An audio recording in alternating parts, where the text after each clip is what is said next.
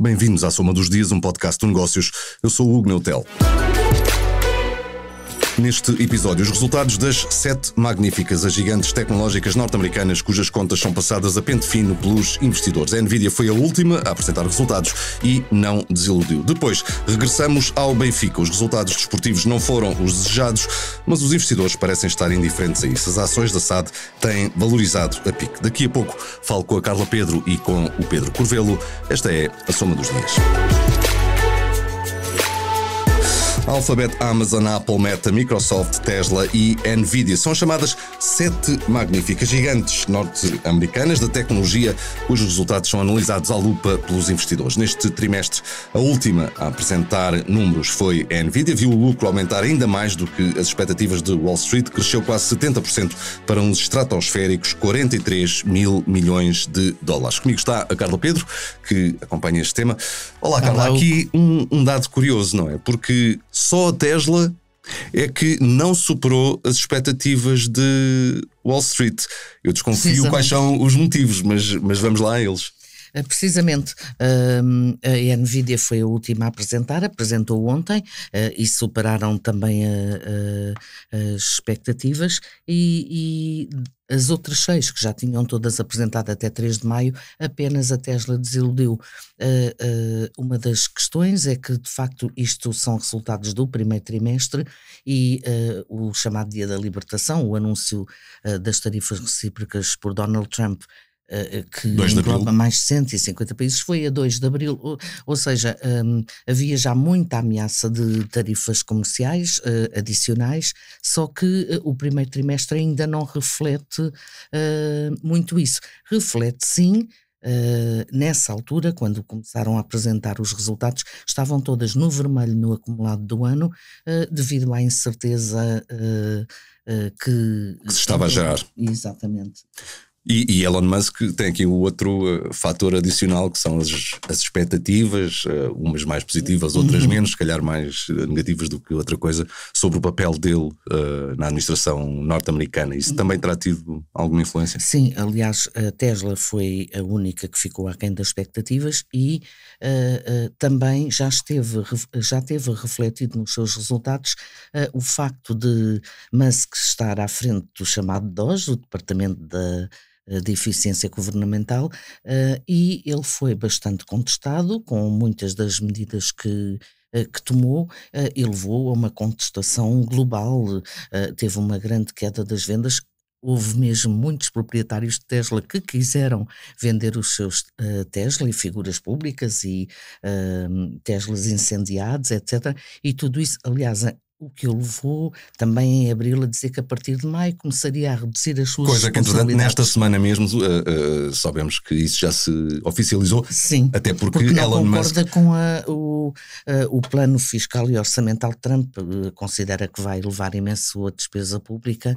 E coincidência ou não, poucas horas depois de afirmar isso mesmo numa entrevista, soubemos, via anunciado pelo próprio, via o antigo Twitter, de que ele é proprietário, o X, soubemos que estava colocado um ponto final na participação dele na administração norte-americana e que se ia dedicar aos negócios, talvez até vai também tentar recuperar um pouco da Tesla e dos outros negócios, muitos em que ele está envolvido, incluindo o SpaceX. Mas uma coisa curiosa, desculpa, claro. Curiosa é que eles estavam todos no vermelho. Neste momento, à conta dos bons resultados que apresentaram, já temos 3 a subir no ano, que é a Microsoft, a Nvidia e a Meta.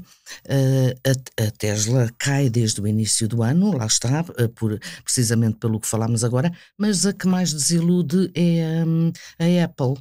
Está a cair à volta de 17% no ano, tem tido também bastantes dificuldades na China, e as tarifas de Trump não ajudam. Aliás, o CEO Tim Cook, quando apresentou os resultados, disse que esperava que neste trimestre, o atual trimestre, os custos das tarifas magníficas, como estava na altura, porque tem havido muitas suspensões, etc., que Mudam dia tivessem sim, um dia impacto não, de não é? 900 milhões de dólares nas contas da Apple. Aliás, os próprios avanços e recuos de Donald Trump nas tarifas têm por vezes a ver com os alertas dos empresários, e o caso da Apple é um deles, porque tem inúmeros componentes feitos um pouco por todo o mundo e que tornariam para os norte-americanos o produto final muito mais caro. Mas no início interrompido, porque estávamos a olhar também um pouco, digamos, para o conjunto geral, para o desempenho geral das 7 magníficas, no fundo, neste primeiro trimestre do ano, que lá está, é preciso realçar aquilo que tu já próprio sublinhaste, havia a expectativa das tarifas, mas elas não tinham sido formalmente anunciadas. No conjunto do primeiro trimestre do ano, olhando para o conjunto das 7 magníficas, que principais conclusões sobram? O que é que podemos dizer sobre essa parte? Já temos 3 a subir. Sim. E já há quem diga que houve quem se fosse um pouco apressado a escrever o obituário das 7 magníficas. Há quem também diga que se calhar já só são 6, pondo a Apple de lado, mas isso disse no início do ano, pondo a Tesla de lado. Por isso isto, mas uma das coisas que se diz também em relação à Apple é que tem estado a ter uma estratégia mais evolutiva, ou seja, vai evoluindo aquilo que já tem, e não revolucionária como já foi no passado. Outras. As outras, de facto, também têm estado, não é só por causa do Trump, tem havido uma ideia de que elas subiram fortemente nos últimos 2 anos e que poderão estar sobrevalorizadas perante os elevados investimentos que fizeram e que continuam a fazer, e que não se vê ainda grandes retornos disso. E depois temos o movimento Sell America, de que são vítimas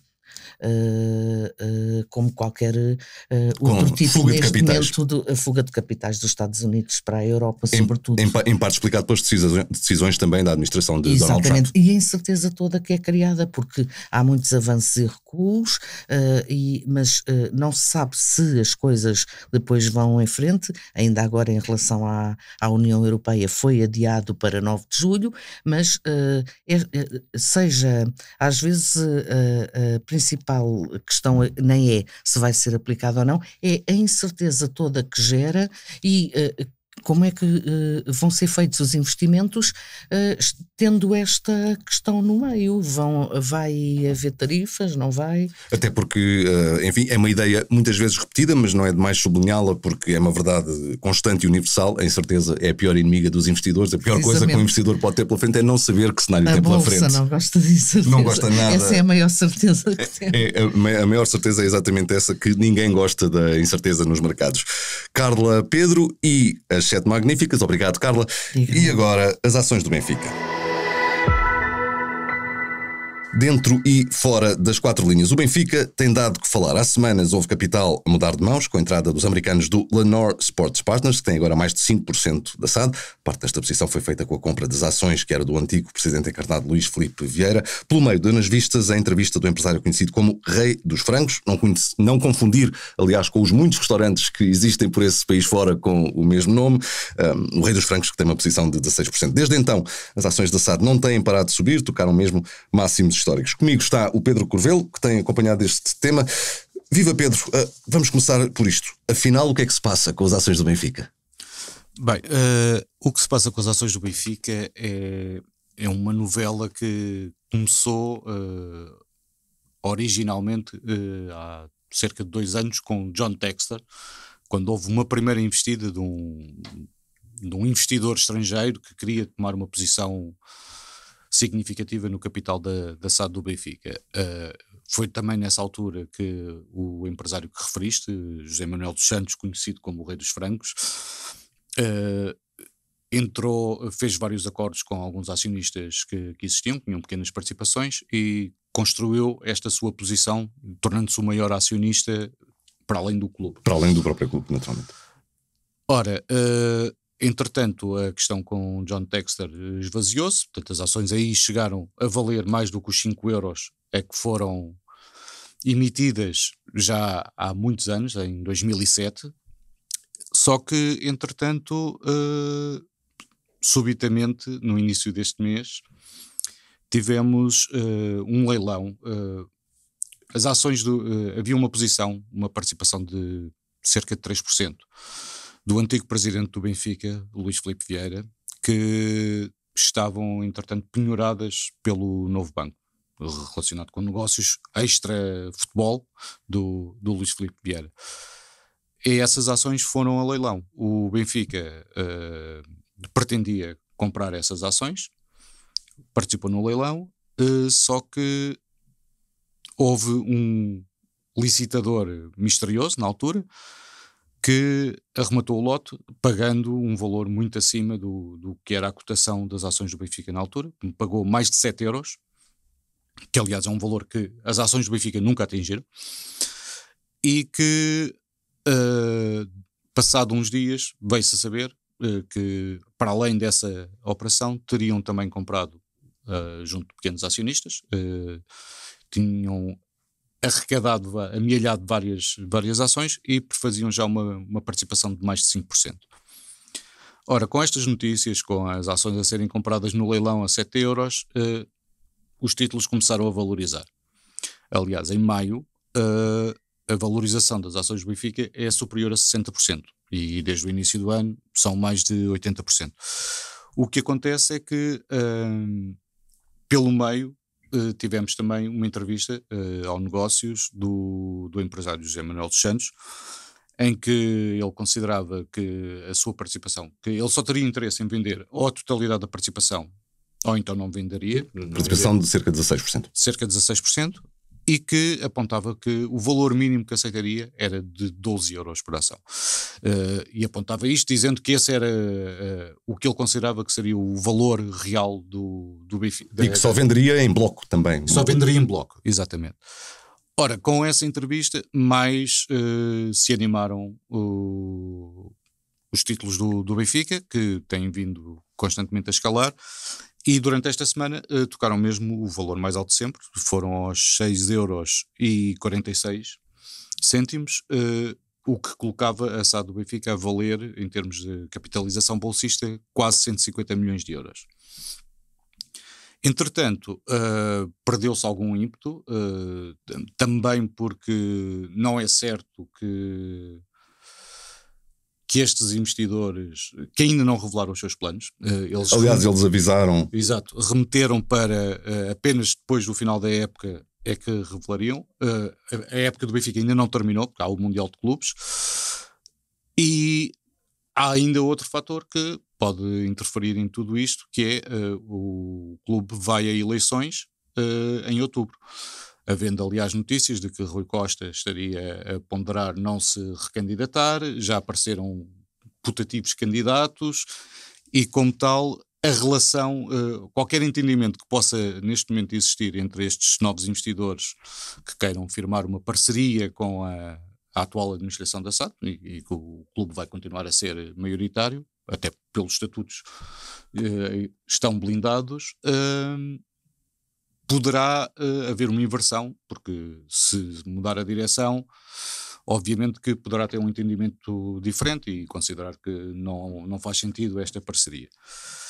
Pelo meio, isto mostra também que os resultados desportivos e a cotação... Era o que eu ia questionar, porque neste misterioso mundo das finanças dos clubes de futebol nem sempre se compreende bem a relação entre aquilo que é o desempenho, por exemplo, em bolsa de uma entidade e o seu desempenho desportivo, não é? Exato. Neste caso é apenas mais uma prova disso. O Benfica, em maio, eu recordo que entrou em maio com a possibilidade de ser campeão nacional.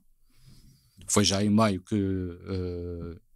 falhou o objetivo do título, e depois, nesta última semana, em que se deu a maior valorização, o Benfica no domingo perdeu a final da taça para o Sporting. Portanto, em termos desportivos, a lógica, se houvesse uma relação causal, um nexo causal entre os resultados em campo e em bolsa, as ações estariam desvalorizado, como é óbvio. Mas não, subiram e subiram bem. Portanto, é um fator... Mas, aliás, já se verificava anteriormente. Já em anos anteriores, nós chegámos a fazer trabalhos com análise sobre o desempenho do desportivo que estavam associadas a SADs, e verificávamos que raramente coincidia o sucesso desportivo e o sucesso em bolsa. Aliás, neste momento em que estamos a gravar, quinta-feira à tarde, eu há pouco fui ali espreitar os dados financeiros da SAD, e o Benfica está neste momento com aquilo que se chama o price to book, não é? Portanto, a comparação entre o valor em mercado e o valor contabilístico da SAD de mais de 1.1, o que, quem dera, muitas empresas, muitos setores estarem com um price to book deste montante. Pedro, obrigado. Pedro Corvelo e as ações do Benfica. Agradeço também à Carla Pedro. Assim terminamos mais um episódio da Soma dos Dias. Marcamos encontro para de hoje a 8, porque em todas as semanas há histórias para contar. Obrigado por ouvir. Até lá.